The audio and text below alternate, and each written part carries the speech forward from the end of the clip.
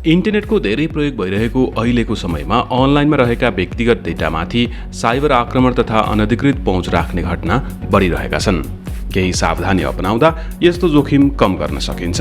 पहिला त विपदको बेला दबावमा परेर अनलाइनमा व्यक्तिगत जानकारी दिन हतार नगरौँ। आफ्नो युजर आइडी र पासवर्डहरूलाई नदिउँ। भाइबर र व्हाट्सएप जस्ता माध्यममा समेत पहिचान नखोलेका व्यक्तिसँग दोहोरो संवाद नगरौँ। त्यस्ताबाट आएका लिङ्क तथा फाइल पनि नखोलौँ। आफ्नो अनलाइन एकाउन्ट अरू कसैले प्रयोग गरिरहेको त छैन? सचेत रहौँ। बलियो र सजिलै अनुमान गर्न नसकिने पासवर्ड राखौँ। बरु पासवर्ड म्यानेजरको प्रयोग गरौँ। एउटै पासवर्ड धेरैतिर प्रयोग नगरौँ। सकेसम्म पाइरेटेड र क्र्याक सफ्टवेयर प्रयोग नगरौँ। सुरक्षा जोखिम हुन सक्ने वेबसाइट नहेरौँ। विश्वसनीय एन्टिभाइरसको प्रयोग गरौँ। वेब ब्राउजरमा एड ब्लक राख्ने गरौँ। जनचेतनाका लागि नेपाल दूरसञ्चार प्राधिकरणबाट जारी सन्देश।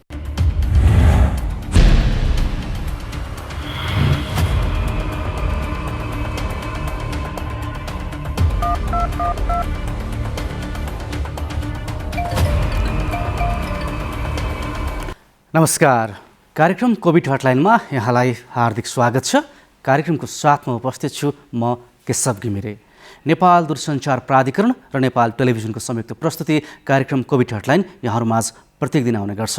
शनिबार 11:30 बजे र अन्यबार 12:30 बजे यो कार्यक्रम लिएर हामी तपाईमाझ आउने गर्दछौँ। आज शनिबारको श्रृङ्खलामा हामीले यो साता प्रसारण गरेका महत्त्वपूर्ण दुईवटा विषयवस्तु तपाईमाझ प्रस्तुत गर्नेछौँ। आजका कार्यक्रमका विषयवस्तुमा प्रवेश गर्नुभन्दा पहिले तपाईँ पनि कार्यक्रममा सहभागी हुन चाहनुहुन्छ भने, तपाईँले पनि आफ्ना जिज्ञासा, गुनासा र समस्या पठाउन चाहनुहुन्छ भने ती माध्यम हामी तपाईमाझ प्रस्तुत गर्दैछौँ। अब क्रममा तपाईँले गुनासा पठाउने माध्यम यहाँनिर प्रस्तुत गर्दैछौँ।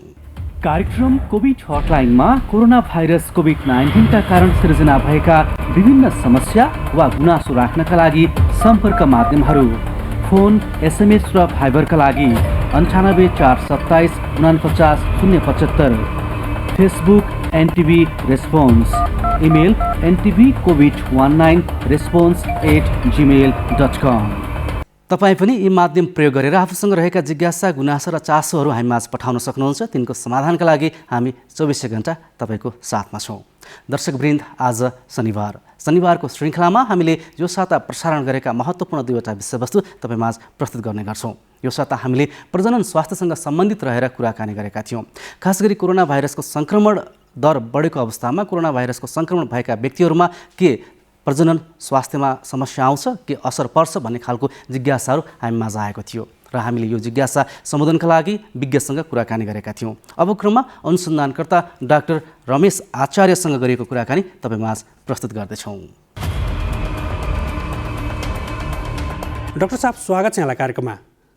हजुर, धन्यवाद। पछिल्लो समय जुन प्रजननको विषय कोभिड-19सँग जोडिएर आएको छ नि, यो महिला र पुरुषको प्रजनन क्षमतामा ह्रास हुन सक्ने भनेर भनिएको छ, अलिकति स्पष्ट गरिदिनुहुन्छ यो के हो?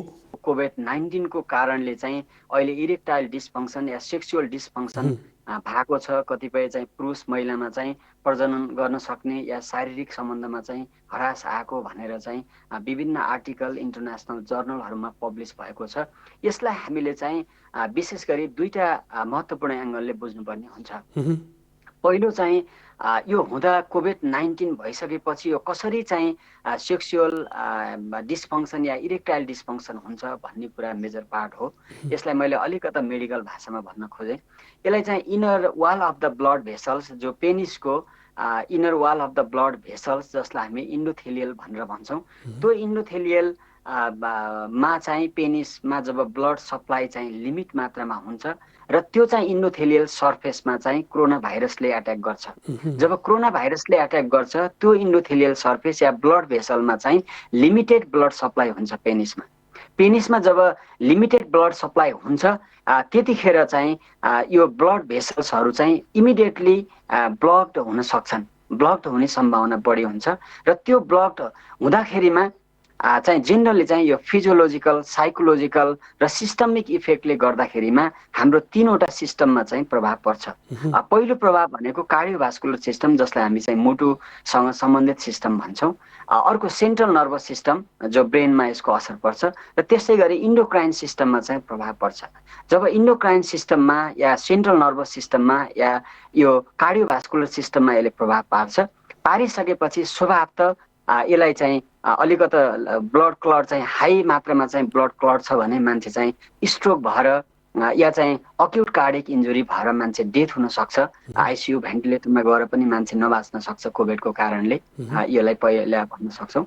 दोस्रो चाहिँ अब चाहिँ हार्ट ड्यामेज हुन सक्छ, मुटु चाहिँ ड्यामेज हुन सक्छ। त्यसै गरी चाहिँ एकदमै फास्ट चेस्ट पाल्पिटेसन हुने या त चाहिँ हार्ट पाल्पिटेसन हुने समस्याहरू पनि देखिन सक्छ भने यतातिर जहाँसम्म पेनिस जो सेक्सुअल डिसफङ्सनको कुरा छ, यसमा चाहिँ पक्कै पनि पेनिसमा जब लिमिटेड ब्लड सप्लाई हुन्छ हुँदाखेरिमा चाहिँ हाम्रो यो टेस्टिस जसलाई हामी टेस्टिकल्स भन्छौँ, त्यो टेस्टिकल्सले जुन टेस्टोस्टेरोन हर्मोन प्रोडक्सन गर्छ त्यो हर्मोनमा पनि चाहिँ कोभिड-19को चाहिँ प्रभाव पर्दाखेरिमा यसको प्रोडक्सन चाहिँ कम हुन्छ।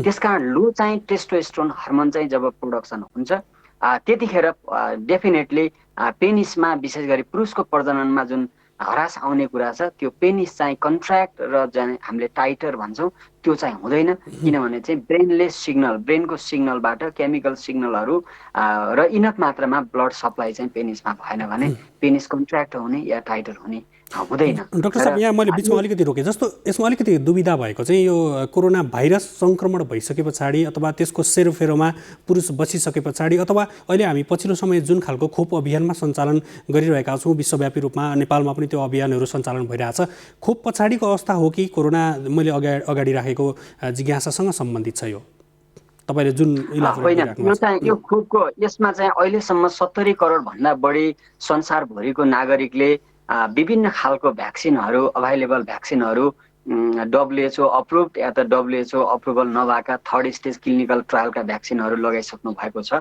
यो चाहिँ पक्कै पनि खोपसँग सम्बन्धित छैन, किनभने भ्याक्सिनको साइड इफेक्ट भनेको जम्मा 5-7वटा मात्रै छ।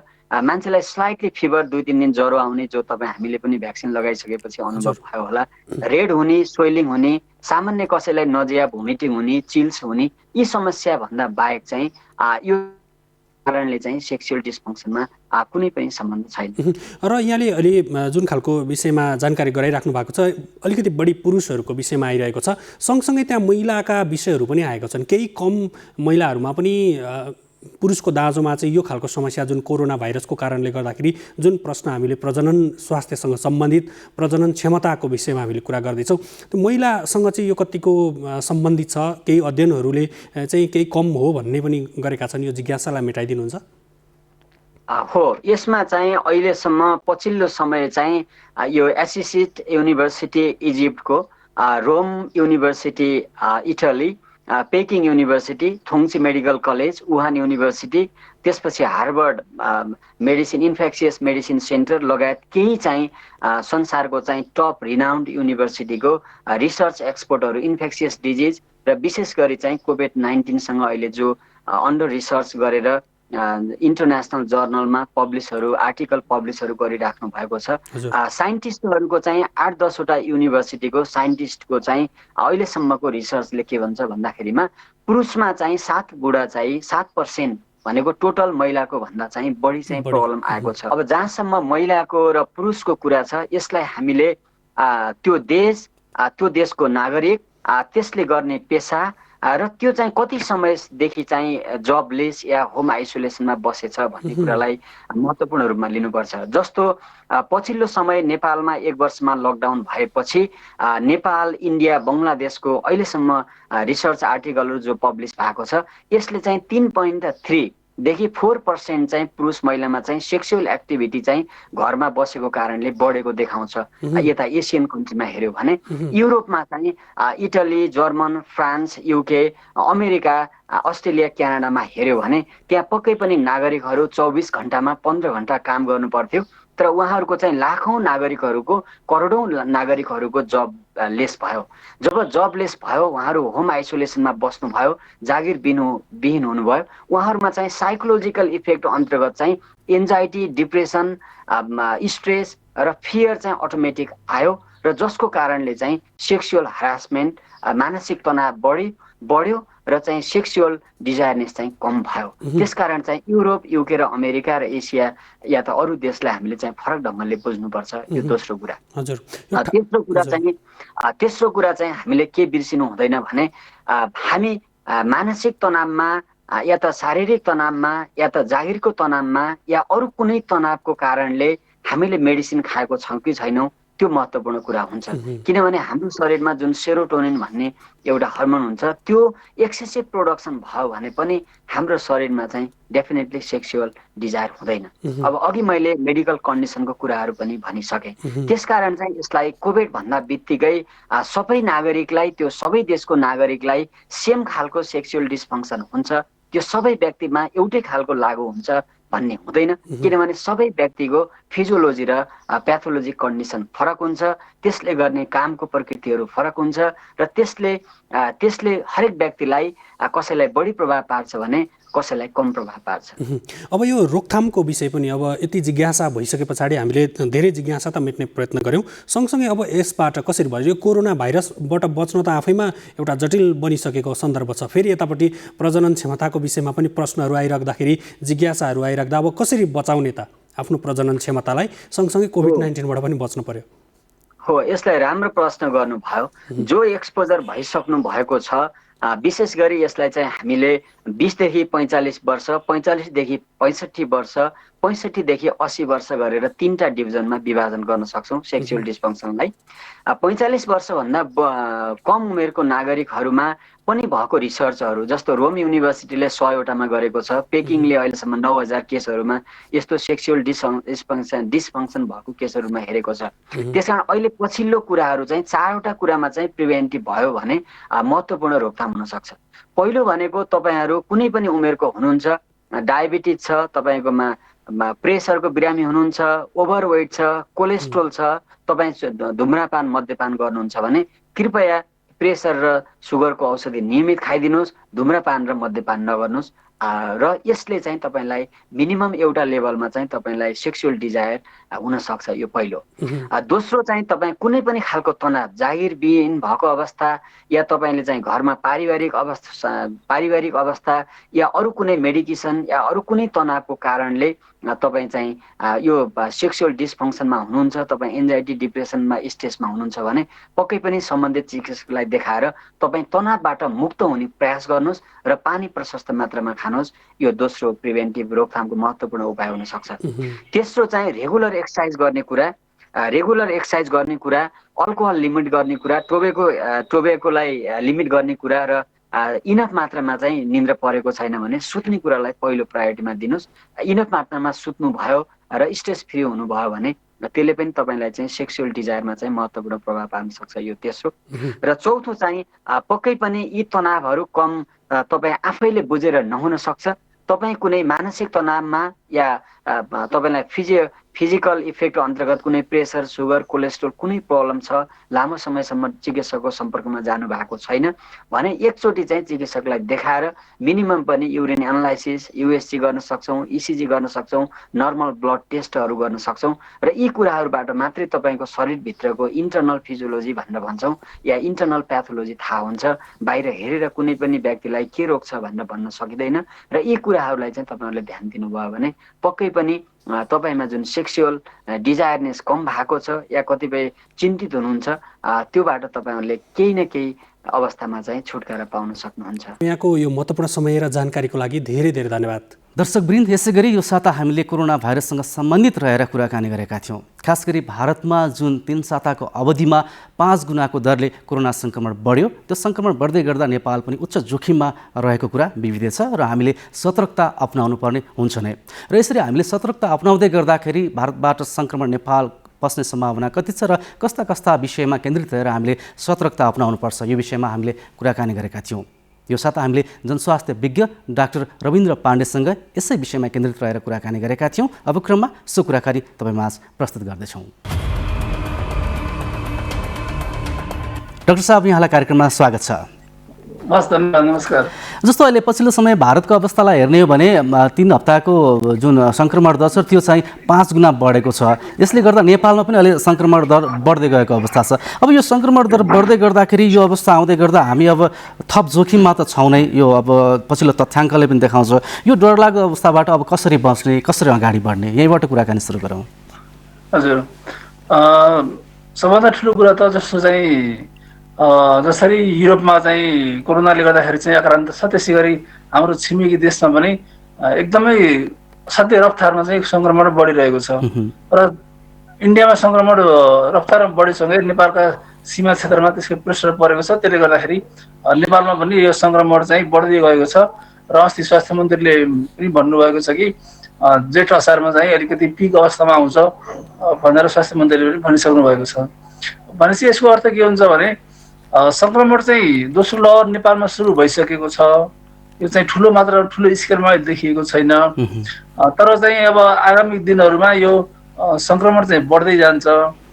त्यो भएको हुनाले हामीहरूले अब यो रोक्नको लागि चाहिँ सरकारको तर्फबाट गर्नुपर्ने जस्तो चाहिँ सिमानाकाहरूमा एकदमै कडाइ गर्नु पर्यो, त्यहाँ सबैलाई चाहिँ टेस्ट गरेर मात्रै भित्र पठाउनु पर्यो।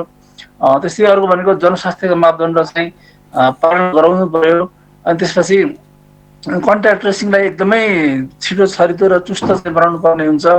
जस्तै खोपको लागि उपचारको लागि सबै प्रबन्ध गर्नुपर्ने, त्यो सरकारले गर्नुपर्ने पार्ट एउटा त्यो छँदैछ भने हामी आम नागरिकले पनि जस्तो चाहिँ अब बेलायतको स्ट्रेन पनि देखिएको छ, अफ्रिकाको पनि देखिएको छ, ब्राजिलको पनि देखिएको छ। त्यसले गर्दाखेरि हामी आम नागरिकले हामीले चाहे भ्याक्सिन लगाएका हौँ चाहे भ्याक्सिन नलगाएका हौँ, हामीहरू आम नागरिक जनस्वास्थ्यको मापदण्ड हामीले चाहिँ राम्रोसँग चाहिँ पालना गर्नुपर्ने हुन्छ।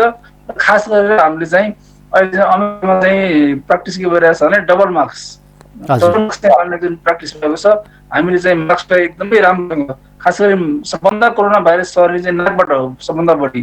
त्यो नाक र मुखलाई राम्रोसँग छोप्ने गरेर हामी चाहिँ मास्क लगाउँ, सकभर चस्मा पनि लगाउँ। अनि त्यसपछि गएर चाहिँ भिडभाडमा जानु भएन, भौतिक दूरी सबभन्दा चाहिँ कायम गर्नु पर्यो। खास गरेर चाहिँ अब खुल्ला ठाउँमा बसेर कुराकानी गर्ने भेन्टिलेसनको पनि ठुलो महत्त्व छ। अहिले चाहिँ भेन्टिलेसनलाई चाहिँ सबै देशहरूले प्राथमिकता दिएका छन्। त्यो हिसाबले हामी भेन्टिलेसन भएको ठाउँमा चाहिँ बस्ने गर्नु पर्यो र हामीले चाहिँ हाम्रो हातको सरसफाइको लागि पनि विगत 1 वर्षदेखि नै हामी सबैले भनिरहेका छौँ हातको सरसफाइ भनेको धेरै महत्त्वपूर्ण कुरा हुन्छ। तर यी सबैमध्ये सबभन्दा महत्त्वपूर्ण कुरा मास्क हो र यो मास्क चाहिँ हामी आम नागरिकले पनि आफ्नै सुरक्षाको लागि लाउनु पर्यो। सरकारले पनि मास्क लागेको छ कि छैन त्यो अनुगमन गर्नु पर्यो, निगरानी गर्नु पर्यो र एउटा चाहिँ जरिमाना गर्ने व्यवस्था गर्नुपर्ने अवस्था चाहिँ सिर्जना चाहिँ भइसकेको छ। जस्तो अन्तर्राष्ट्रिय समुदायमा जसरी फैलिएको छ अब 4 गुणा 5 गुणाको दरले, नेपालमा त्यो सम्भावना कतिको देख्नुहुन्छ? के छ त्यो चाहिँ त्यसरी फैलिने सम्भावना? मैले चाहिँ त्यस्तो चाहिँ देख्दिनँ, किनभने नेपालमा जस्तो हाम्रो चाहिँ भूगोल, हाम्रो जनसङ्ख्याको वितरण, हाम्रो चाहिँ संस्कार, हाम्रो चाहिँ हरेक कुरा हाम्रो मौलिक कुराहरू छन्। त्यसले गर्दाखेरि बाहिर चाहिँ फैलिए जस्तो त्यो गतिमा चाहिँ नेपालमा चाहिँ फैलिने सम्भावना चाहिँ कम छ। त्यति मात्र होइन, अहिले जुन फैलिएको छ यसको मृत्युदर पनि एकदमै कम छ। छिटो फैलिने तर मृत्युदर चाहिँ कम छ। त्यो भएर हामी चाहिँ आत्तिनु पर्ने, डराउनु पर्ने अवस्था चाहिँ हुँदैन। तर एउटा चाहिँ अहिले चाहिँ हामीले देखेको कुरा के छ भने यो सुरुमा चाहिँ लक्षण देखिँदैन यसमा। यो जुन बेलायतको भेरिएन्ट छ यो चाहिँ असिम्टोमेटिक छ, लक्षण सुरुमा देखिँदैन। त्यसपछि गएर पछि चाहिँ 81 अक्सिजनको लेभल चाहिँ ड्रप हुने अथवा चेस्ट एक्सरे गर्दाखेरि कोभिड निमोनिया देखिने त्यस्तो केसहरू चाहिँ बढिरहेको छ। र अहिले चाहिँ ठुलो समस्या के छ भने प्रदूषण पनि छ र यदि कोरोना सङ्क्रमण भयो र भने यो प्रदूषणको समयमा चाहिँ त्यो जोखिम अलिक बढेर जान्छ। त्यो हिसाबले गर्दाखेरि हामीले भनौँ न महामारी चाहिँ ठुलै स्केलमा आयो भने पनि यसको त सजिलो उपाय नै छ। हामीले चाहिँ जनस्वास्थ्यको मापदण्ड पालन गर्ने हो भने जतिसुकै खतरा प्रजातिको भाइरस आए पनि त्यसले हामीलाई खास असर गर्न सक्दैन। त्यो भएको हुनाले जस्तो पेनिक हुनुपर्ने चाहिँ अब लकडाउन हुन्छ कि अथवा चाहिँ एकदम फैलिन्छ कि भन्ने खालको चाहिँ अब हामी पेनिक हुनु चाहिँ भएन, त्यस्तो धेरै डराउनु भएन। जनस्वास्थ्यका मापदण्डमा हामी एकदमै चाहिँ हरेक नागरिक हामी चाहिँ सचेत हुनु पर्यो र जस्तो खास गरी कामदारहरू जुन निर्माणको कामदारहरूले चाहिँ मास्क लागेको देखिँदैन भने कम्तीमा पनि उहाँहरूको लागि त्यो ठेकेदारले हुन्छ कि अथवा त्यो बनाउने बिल्डरले हुन्छ उहाँहरूलाई पनि कम्पलसरी मास्क गर्नु पर्यो। र हरेक सेक्टरमा यदि कसैले मास्क लागेको छैन भने हामीले आफ्नो खल्तीबाट निकालेर मास्क दिन पनि हामीले सक्नु पर्यो, किनकि हाम्रो समाज बचाउने दायित्व पनि हाम्रो हो। त्यो हिसाबले चाहिँ सरकार, नागरिक, मिडिया हामी सबै मिलेर हामीले यो महामारीको चाहिँ हामीले जित्ने हो। हामी चाहिँ डराएर हुँदैन, हामीले चाहिँ जनस्वास्थ्य मापदण्ड अपनाउने र आफ्ना कामहरू चाहिँ निरन्तर गर्नुपर्ने हुन्छ। जस्तो डाक्टर साहब एकातर्फ हामीले अब स्वास्थ्य मापदण्ड पालना गर्नुपर्छ भनेर पनि भनिरहेका छौँ र धेरैजसोले पालना पनि गर्नुभएको छ, त्यो कारणले गर्दा नेपालमा त्यस्तो धेरै सङ्क्रमण हुन पाएन। अब विश्वको हेर्ने हो भने जस्तो खोप पनि बनिरहेको छ, खोप पनि मानिसहरू लगाइरहेका छन्, तर पनि सङ्क्रमण दर फेरि हात्ते बढेर आइरहेको छ, झन् जोखिम बढाइरहेको छ। यस्तो किन भइरहेको छ, यो खास किन यस्तो हुन्छ? हजुर, जस्तो कस्तो छ भने आम मान्छेमा चाहिँ के धारणा छ भने खोप लगाएपछि कोरोना सर्दैन भन्ने जुन धारणा छ त्यो चाहिँ गलत हो। जस्तो चाहिँ मानव मैले भ्याक्सिन लगाएको छु भने मलाई चाहिँ कोरोना चाहिँ सर्न सक्छ यदि मैले मास्क लगाइनँ, भौतिक दूरी कायम गरिनँ, हात सफा गरिनँ भने मलाई चाहिँ कोरोना सर्न सक्छ। तर चाहिँ त्यो सरेको कोरोनाले मलाई गम्भीर चाहिँ बनाउने सम्भावना एकदमै कम हुन्छ, तर मैले अरूलाई सार्न चाहिँ सक्छु। त्यो भएको हुनाले अहिले चाहिँ जस्तो चाहिँ बेलायतको नयाँ प्रजाति धेरै फैलिएको छ, त्यो त्यसको फैलावट कस्तो छ भने पुरानो प्रजातिको भन्दा 70% चाहिँ त्यो बढी छिटो फैलिन्छ। र त्यति मात्र होइन, दक्षिण अफ्रिका र ब्राजिलको प्रजाति चाहिँ अलिकति कडा खालको छ र त्यसले चाहिँ जस्तो चाहिँ हामीले लगाएको भ्याक्सिनले पनि काम चाहिँ अलि थोरै मात्रै काम गर्छ भन्ने डाटाहरू आएको छ। यी कुराहरूले गर्दाखेरि यदि हामीले खोप लगाए पनि नलगाए पनि यो चाहिँ महामारी चाहिँ नसिद्धिने बेलासम्म यो जनस्वास्थ्यको मापदण्ड चाहिँ हाम्रो चाहिँ जीवनशैली नै हो र खोप लगाएर कोरोना चाहिँ नफैलिने हुँदैन। खोप लगाइसकेपछि यसको मृत्युदर चाहिँ कम हुन्छ। जस्तो डाक्टर साहब अब हामीले खोप लगाइसकेपछि केही गरिने हेल्थ चेक र अर्कोतर्फ त्यो नयाँ भेरिएन्ट उत्पादन हुनको लागि पनि यसले भूमिका खेलेको हुन्छ के हुन्छ त्यो चाहिँ?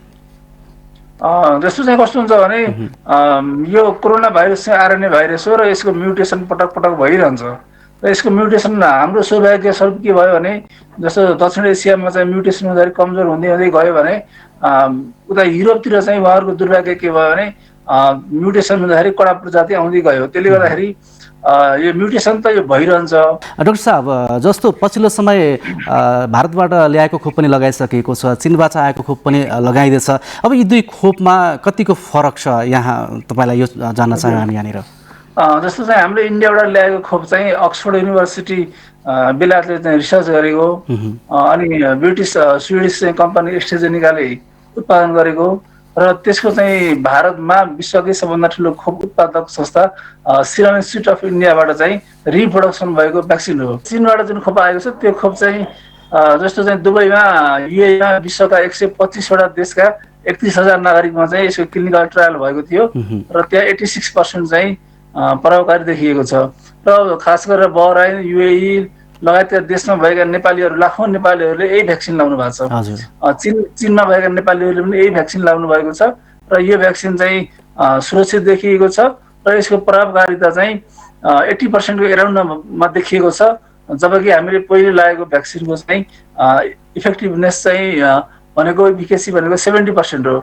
यो डाटाले हेर्ने हो भने चीनको जुन भेरोसेल छ यो पनि प्रभावकारी छ र सुरक्षित पनि छ र अहिलेसम्म चाहिँ यो भ्याक्सिन लगाएर कसैको मृत्यु भएको अथवा कसैलाई सेभियर रिएक्सन भएको त्यो खालको चाहिँ हामीले चाहिँ सूचना चाहिँ पाएका छैनौँ र यो चाहिँ चीनले पनि करोडौँ चिनिया नागरिकहरूलाई यो खोप लगाइसकेको छ। त्यो हिसाबले गर्दाखेरि यो खोप पनि प्रभावकारी छ र हामीले पहिले लागेको पनि प्रभावकारी छ। दुवै खोप चाहिँ सुरक्षित छन्। दर्शकवृन्द, आज हामीले दुईवटा विषयवस्तुमा केन्द्रित रहेर गरिएको कुराकानी तपाईँमाझ प्रस्तुत गऱ्यौँ। तपाईँ पनि आफूसँग भएका जिज्ञासा, गुनासा र समस्याहरू हामीमाझ पठाउन सक्नुहुन्छ। त्यसको लागि तपाईँले पठाउने माध्यमहरू यहाँनिर प्रस्तुत गर्दैछौँ। कार्यक्रम कोभिड हटलाइनमा कोरोना भाइरस कोभिड-19 का कारण सिर्जना भएका विभिन्न समस्या वा गुनासो राख्नका लागि सम्पर्क माध्यमहरू फोन, एसएमएस र भाइबरका लागि 98 427 49 075, Facebook NTV response, email ntvcovid19response@gmail.com। हवस् त, आजका लागि कार्यक्रम कोभिड हटलाइनको समय यति नै। तपाईँ हाम्रो भेट भोलि फेरि नयाँ विषयवस्तुका साथ हुनेछ। तबसम्मको लागि हामी सबैलाई बिदा दिनुहोस्। तपाईँ भने नेपाल टेलिभिजन हेर्दै गर्नुहोस्। नमस्कार।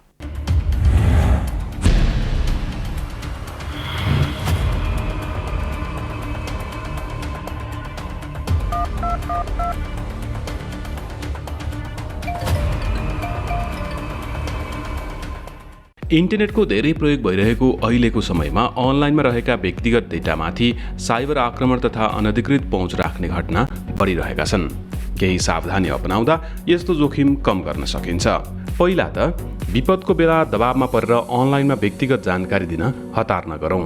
आफ्नो युजर आइडी र पासवर्डहरूलाई नदिउँ। भाइबर र व्हाट्सएप जस्ता माध्यममा समेत पहिचान नखुलेका व्यक्तिसँग दोहोरो संवाद नगरौँ। त्यस्ताबाट आएका लिङ्क तथा फाइल पनि नखोलौँ।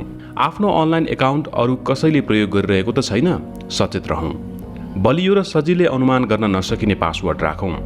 बरु पासवर्ड म्यानेजरको प्रयोग गरौँ, एउटै पासवर्ड धेरैतिर प्रयोग नगरौँ। सकेसम्म पाइरेटेड र क्र्याक सफ्टवेयर प्रयोग नगरौँ। सुरक्षा जोखिम हुन सक्ने वेबसाइट नहेरौँ। विश्वसनीय एन्टिभाइरसको प्रयोग गरौँ। वेब ब्राउजरमा एड ब्लक राख्ने गरौँ। जनचेतनाका लागि नेपाल दूरसञ्चार प्राधिकरणबाट जारी सन्देश।